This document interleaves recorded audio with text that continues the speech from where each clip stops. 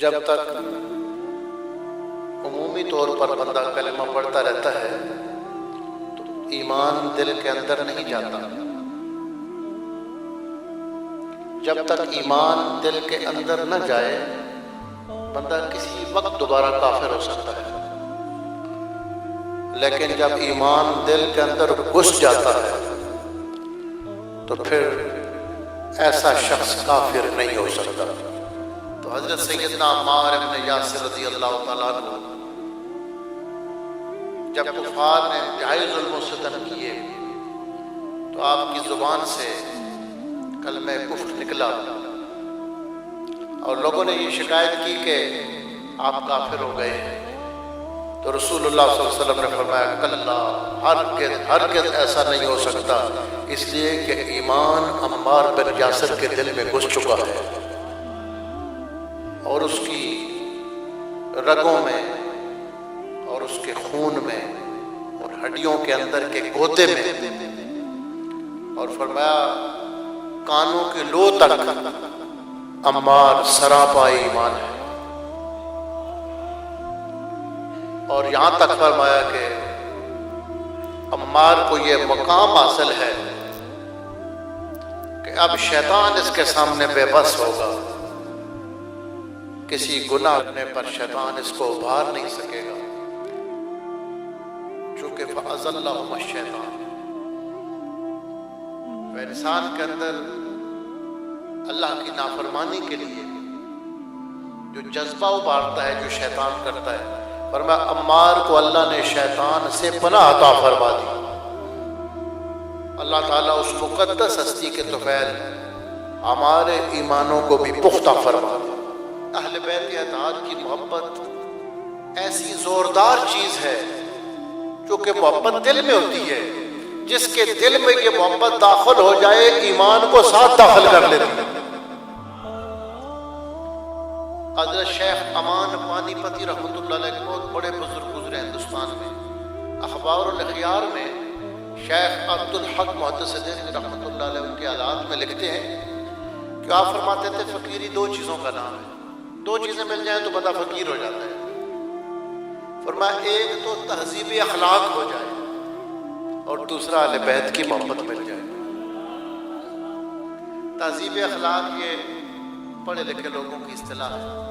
تہذیب اخلاق کیا ہوتا ہے کہ بندہ اپنے اندر سے بری صفتیں مٹائے اور اچھی صفتیں اپنے اندر داخل کرے. اگر پہلے اس کے اندر بے حیائی ہے تو اب وہ کوشش کرے، اللہ سے توفیق مانگے، بے حیائی اس سے نکل جائے، حیا داخل ہو جائے. اگر پہلے بزدلی ہے، بزدلی نکل جائے اور جرأت اس کے اندر داخل ہو جائے.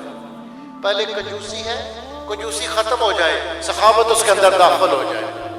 یہ صفات اچھی آتی جائیں، بری نکلتی جائیں، اس کو تہذیب اخلاق کہتے ہیں. کہتے ہیں یہ مل جائے اور ساتھ محبت اہل بیت مل جائے، بندہ فقیر ہو جاتا ہے. لیکن اللہ تعالیٰ کے بندوں پہ ایسا بھی کرم ہوتا ہے. کوٹلی آزاد کشمیر میں ایک بار میں نے تقریر میں یہ بات بیان کی کہ دو چیزیں مل جائیں.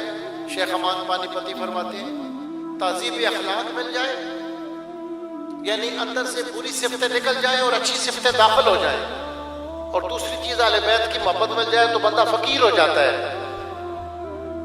یہ ذرا قابل توجہ بات ہے،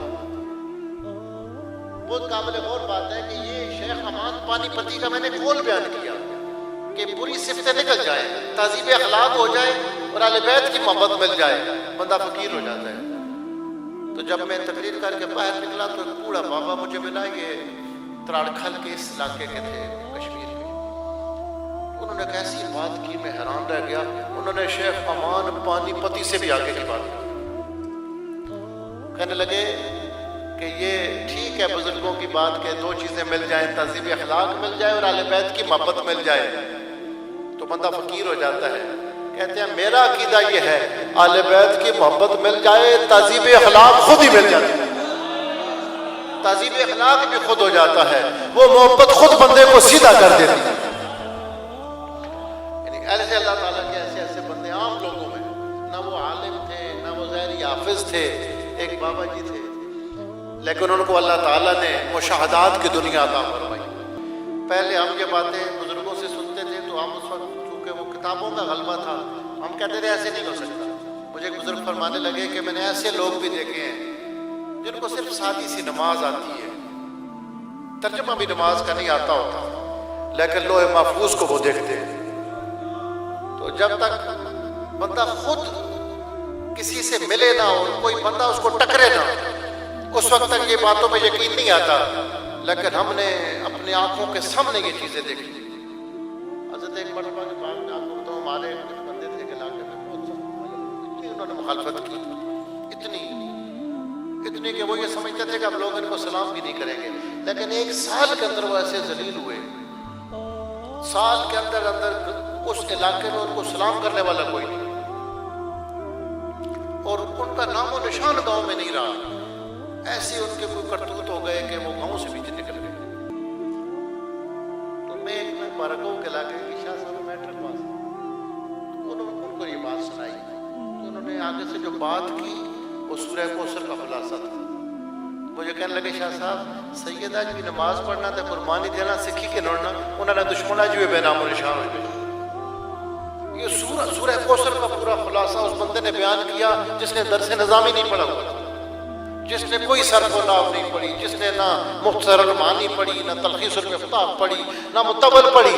کہنے لگے آج بھی سید اگر ایک قربانی دینا سیکھ لیں اور ایک نماز سیکھ لیں, آج بھی اللہ کا وعدہ ہے کہ ان کے دشمن بے نام و نشان ہو جائے. یہ وہ علم ہے جو اللہ تعالیٰ بندوں کے سینوں پہ کھولتا ہے, بندوں کے سینوں پہ اللہ تعالیٰ اس علم کو روشن فرماتا ہے. میں آج بھی جمعے میں بیان کر رہا تھا کہ علماء ظاہر جو ہیں وہ ظاہری شان نزول دیکھ کر قرآن کی تفسیر کرتے ہیں. تو جب آپ صوفیاء کی تفسیر دیکھتے ہیں تو اس سے اوپر کی بات ہوتی ہے. حضرت مجھے ایک بات مفتی شاہ حسین گردیزی صاحب نے بیان کی کہ جو بدھو والے استاد تھے اپنے دور میں, وہ منطقیوں کے امام تھے, تو وہ کہتے تھے حضرت ایمیل علی صاحب ولی ہیں.